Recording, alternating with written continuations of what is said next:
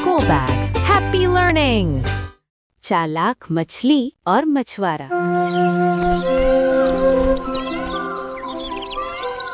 हरे भरे रुद्रवन के पास एक बड़ा सा तालाब था। उसी तालाब के पास राघवपुर गांव में एक मेहनती मछुआरा रहता था। वो रोज सुबह अपना जाल लेकर तालाब पर आता और मछलियां पकड़कर बाजार में बेचता।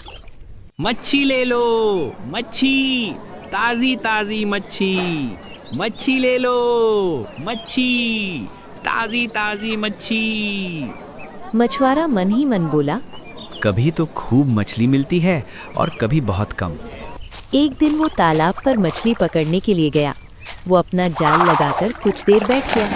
कुछ देर के बाद जब उसने अपना जाल निकाला तो उसके जाल में बहुत सारी मछली थी। वो बहुत खुश हुआ। मछुआरा खुशी से बोला, अरे वाह, इतनी सारी मछलियाँ, आज तो किस्मत ने साथ दे दिया। अगले दिन वो सारी मछलियाँ बाजार में बेचकर ढेर सारे पैसे कमा लाया। मच्छी ले लो, मच्छी, ताजी ताजी मच्छी, मच्छी ले लो, मच्छी, ताजी ताजी मच्छी। अगले दिन मछुआरा और भी ज्यादा उम्मीद लेकर तालाब पहुंचा। उसने जाल डाला और चुपचाप इंतजार करने लगा। अचानक जाल में हल्की सी हलचल हुई। मछुआरा खुश हो गया और जल्दी से जाल खींच लिया, लेकिन जाल में सिर्फ एक छोटी सी मछली थी। मछुआरा निराश होकर बोला, हे भगवान, सिर्फ इतनी सी मछली, वो भी एक। अब मेरा क्या होगा? छोटी मछली डरते हुए बोली, मछुआरे, मुझे छोड़ दो। अब पानी के बिना मैं मर जाऊंगी। मेरे पास एक प्रस्ताव है। मछुआरा मछली की बात सुनकर हैरानी से बोला, प्रस्ताव मेरे लिए?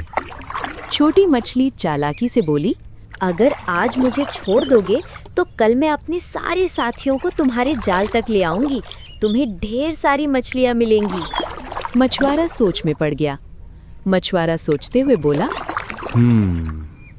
एक छोटी मछली छोड़कर अगर बहुत सारी मिल जाएं, तो सौदा बुरा नहीं है। ये सोचकर मछुआरे ने छोटी मछली को तालाब में छोड़ दिया। छोटी मछली खुशी से बोली, धन्यवाद। मछली फुर्ती से तैरती हुई बहुत दूर चली गई और मन ही मन मुस्कुराने लगी। अगले दिन मछुआरा बहुत सारी मछली मिलने की उम्मीद से आया। उसने जाल डाला, इंतजार किया, लेकिन जब कई घंटे बीत जाने के बाद भी जाल में कोई हलचल नहीं दिखी, उसने जाल निकाला। जाल बिल्कुल खाली था। मछुआरा हैरान होकर बोला, ये क्या? आज तो एक भी मछली नहीं मिली।